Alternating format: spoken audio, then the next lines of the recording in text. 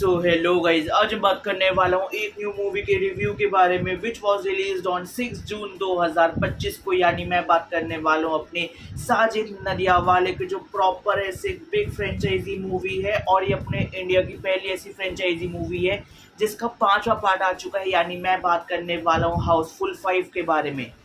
देखो, ऑलरेडी हम सब जानते हैं कि भाई इतने बड़े बड़े एक्टर्स होते हैं, इन सब के साथ में डेट्स मिलना मुश्किल होते हैं।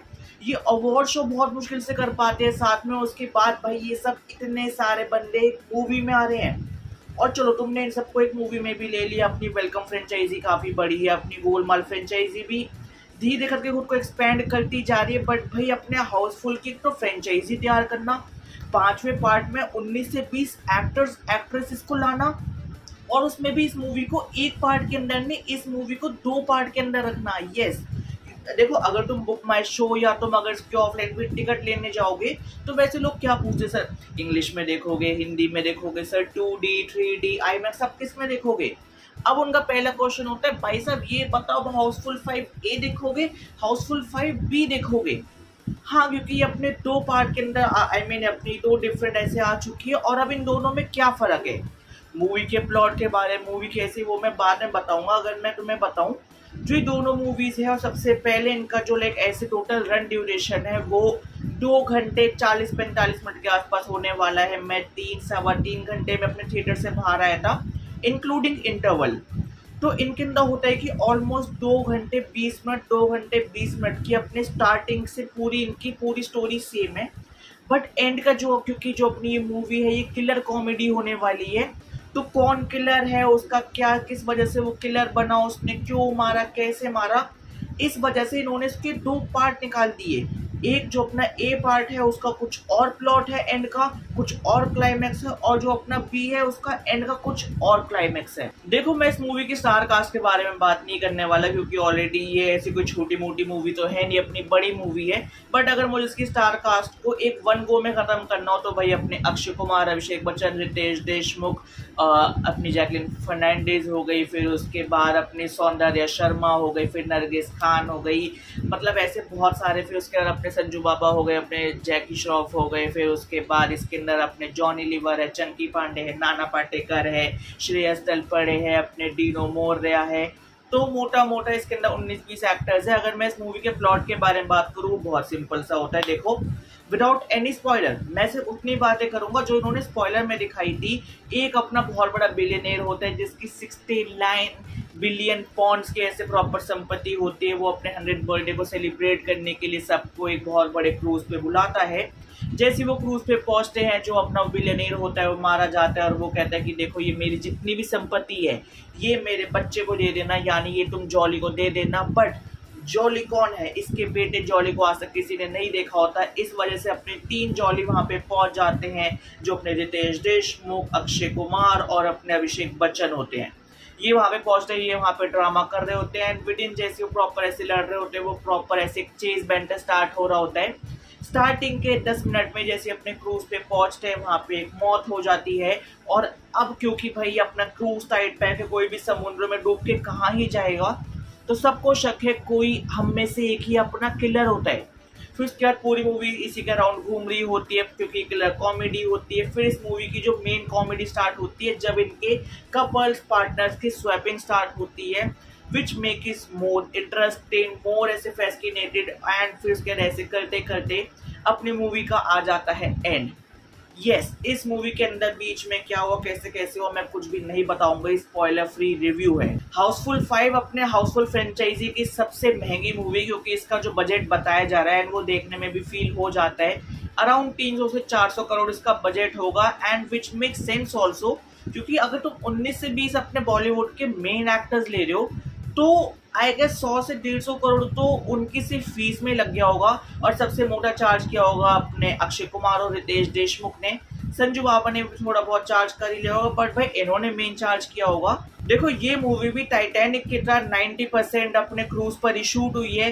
एंड इसके अलावा जो क्रूज पर चढ़ने का सीन है, फिर उसके बाद अपने संजू बाबा और जो अपने बिड़ों के सीन्स होते हैं, कुछ अपने पुलिस वाले, वो तुम रोड पे देखोगे, वरना 90% ये अपने क्रूज पे आती है।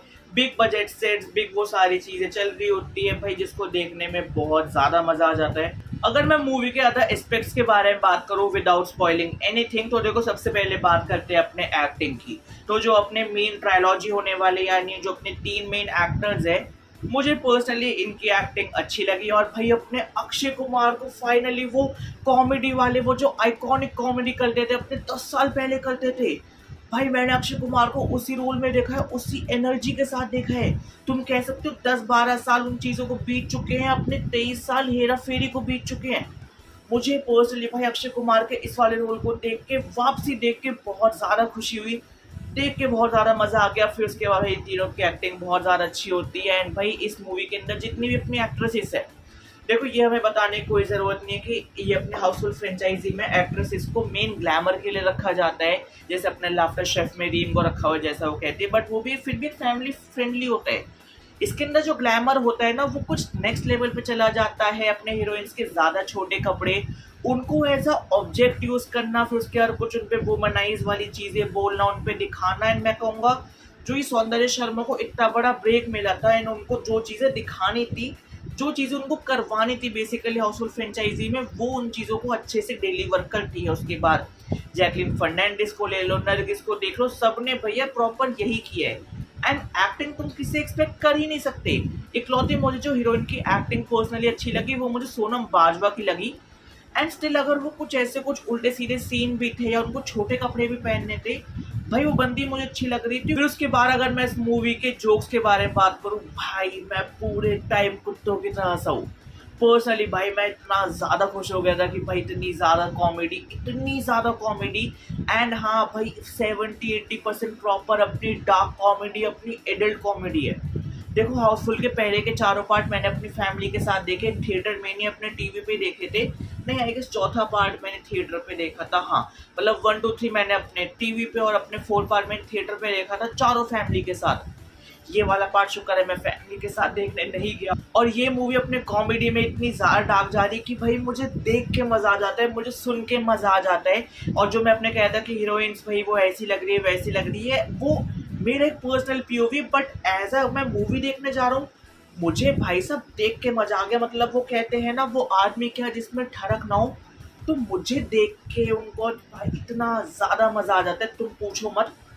मूवी का बीजीएम कुछ जगह वर्क करता है, कुछ जगह वर्क नहीं करता। देखो इस मूवी के अंदर एक ऐसे एंड में आता है अपने एक्सटेंडेड कैमियो में नाना पाटेकर, तो जब वो आ रहे होते हैं, वो लाइक जो प्रॉपर वो माहौल होता है ना, वो बहुत इंटेंस होता है, क्योंकि नाना पाटेकर ही इन सब की हेल्प करते हैं उस कातिल को, उस किलर को पकड़ने में।